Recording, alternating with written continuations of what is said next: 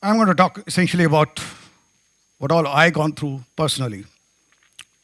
Well, in my formative years, I joined the modern school Barakhamba Road, New Delhi, primarily through the hard work put in by my parents in grooming me.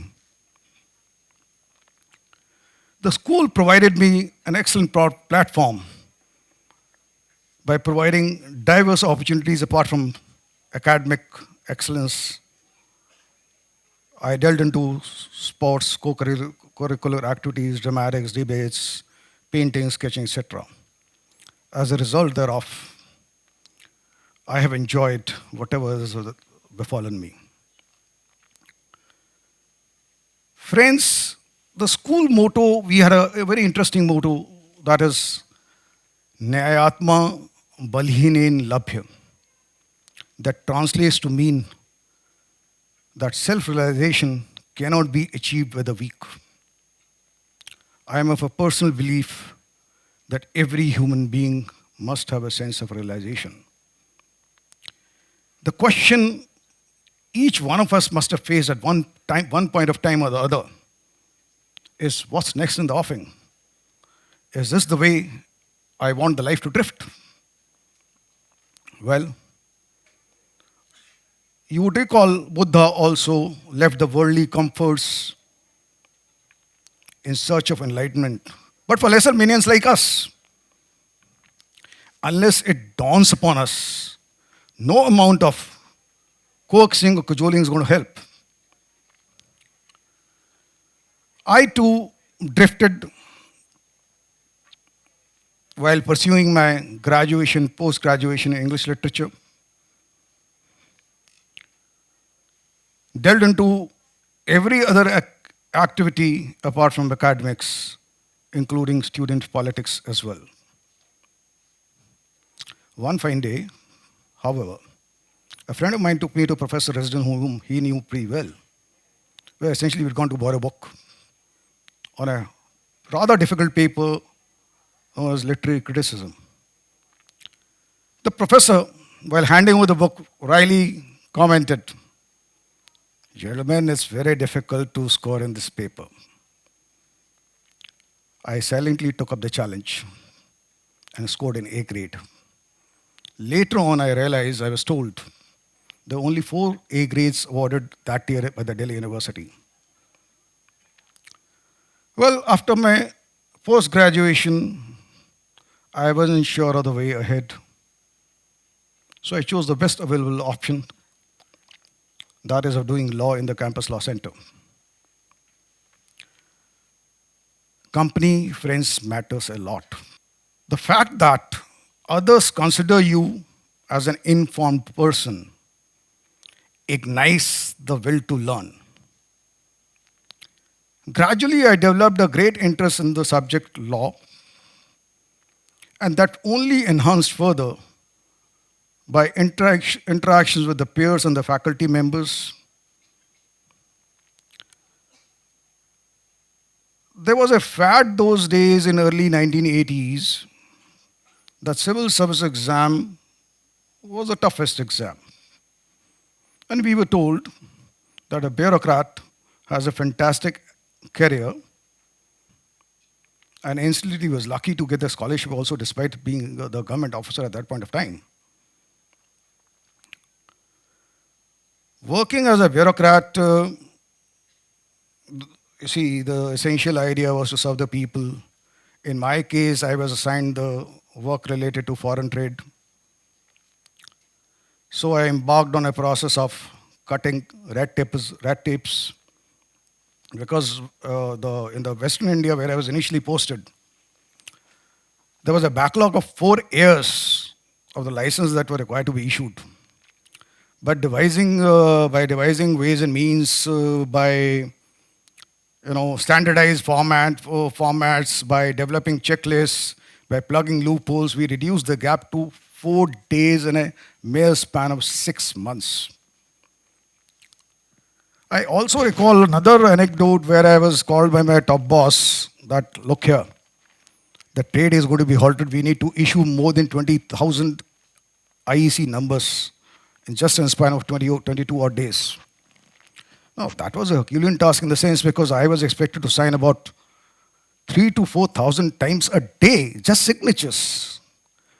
But by devising ways and means and the will and determination, we succeeded. So the dictum that where there's a will, there's a way was proven right. As a young bureaucrat, also, I never succumbed to pressures. I remember a matter when I was handling a file pertaining to an Indo-French project, where the party had executed a bank guarantee that had a non-obstante clause. Now, the procedures didn't allow me to accept it. And at that point of time, incidentally, my top boss visited, he was there on an inspection, visited my seat and inquired from the party, was the party considered that he was being harassed? What's the matter? The party explained, and I also explained my point of view. I'm glad to share with you. You see, my boss appreciated the stance that I had taken. He told me that, look, this matter will be taken up with the banking secretary and will be resolved at that level. So it's important not to be pliable if the merit is not there, and need not placate the seniors as well. I, was soon, because of the work and the attitude towards the exporting community, was nominated as an export facilitation officer for the entire northern India.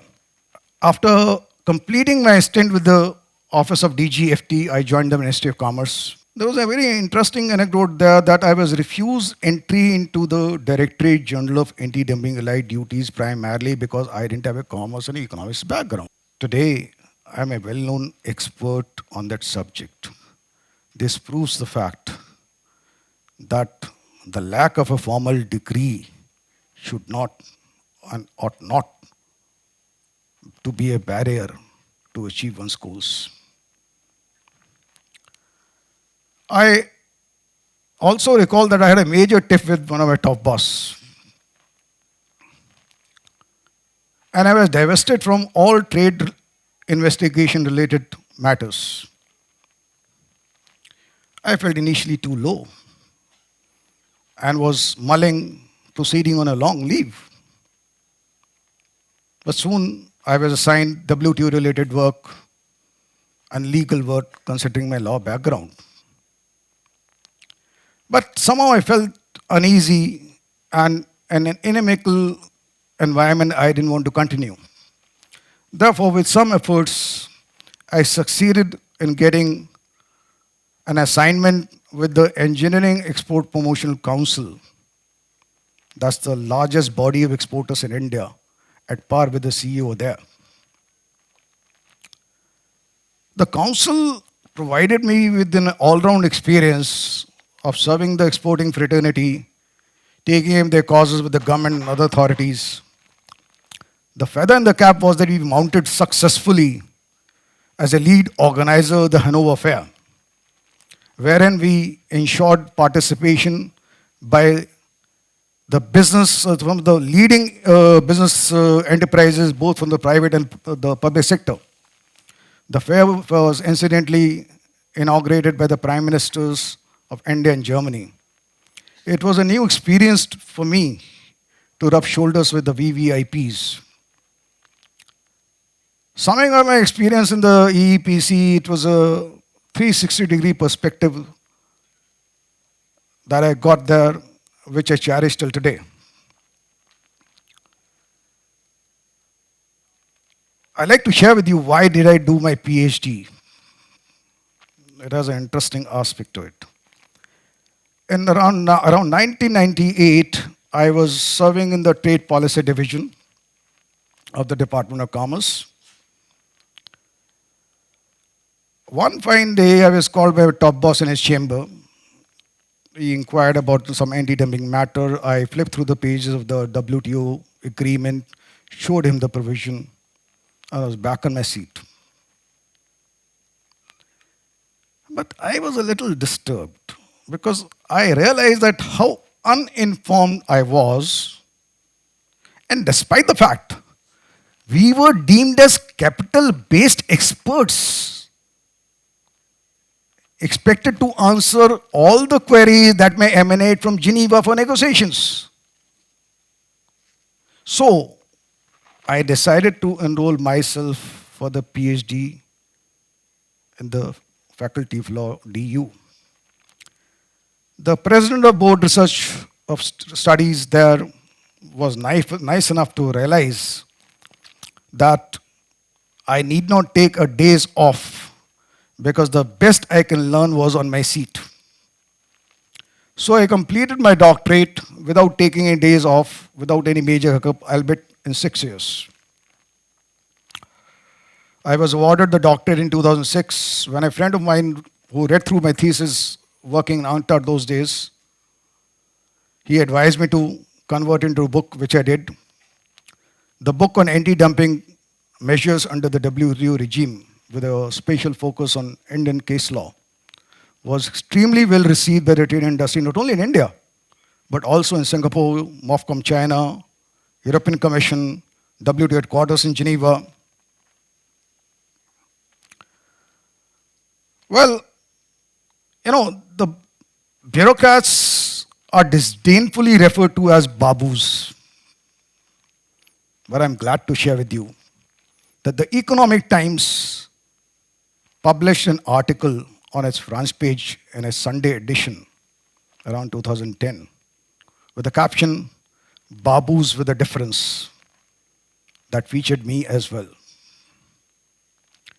Friends, having carried out a large number of trade investigations world over, I soon also became a guest faculty in a number of institutes such as Indian Institute of Foreign Trade, IECAI, etc. And I started receiving a number of offers, not only from the corporate world, but from the best-known law firms and the consulting firms. Taking cognizance of my personal and professional circumstances then, I took the plunge and joined one of the big fours known as Ernst & Young. Now, the experience of working with we worked for some of the well-known MNCs, it was great. But the fact that private entity focuses on how much work you fetch in revenue terms, that matters most. So I decided to call it quits and founded a law firm known as ITS Legal that specializes in foreign trade matters, WTO matters, primarily trade remedy measures, free trade agreements, comprehensive economic cooperation agreements, drawback matters, customs, competition matters, due diligence, debt recovery, etc. As a professional today, friends, justice being done to a client gives me immense satisfaction. I do explain very candidly the merits of the case with the client. But of course, there have been many times when I haven't succeeded, despite the merit in our matter. But I believe such are the ways of the world, and one has no choice but to move on. Friends, life is full of opportunities. I'm mulling to start a venture with some youngsters soon. I will believe in a adage. Let's grow through what we go through. Thank you. God bless.